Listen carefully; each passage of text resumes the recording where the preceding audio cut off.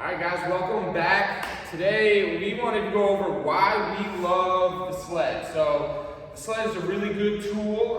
There's lots of pros and cons to using this, and we just wanted to go through them in order kind of why we really like to train with the sled. So the first thing we really love about it is that it's easily adaptable, meaning if you were a beginner and it's your first day here, we can throw you on the sled even with no weight. We can get you set up pretty good, and we can get you a good workout even if it's your first day here. If you're an advanced athlete, right, we can switch up to different, loading and stuff like that, where we can still find a good stimulus for you as well there. So we love that it's very adaptable, pretty low skill. You can kind of hop right on it and go right away.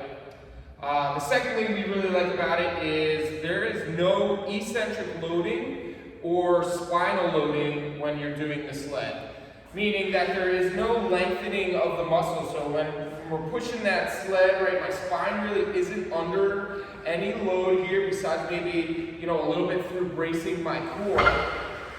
Okay, and then there's no eccentric, which is typically the lowering portion of a lift. That's going to be something that typically gets you the most sore after a workout. So we really like to use the sleds potentially for somebody who is training in season for a sport or a competition, because we can still develop strength and power without having any of the soreness that comes along with that. Lastly, we love the variety of the sled. So there's tons of different ways to train with the sled. Right, we already mentioned strength and power, so we can get stronger and faster by loading up the sled, pushing it faster, pushing it slow, really developing that strength and power. Or we could also use them in conditioning sets, which you guys are very used to, right? Keeping it lighter, keeping it moving longer distances, stuff that's going to get the heart rate up, okay, while we're developing that lower body strength. Within that variety in training, we love the movement variety. Right? It really is a total body workout. You can hit some upper body movements with it. Okay, something like a shoulder press as you walk. Okay, you can also do like an upper body pulling, right? Maybe something like a single arm row with the sled.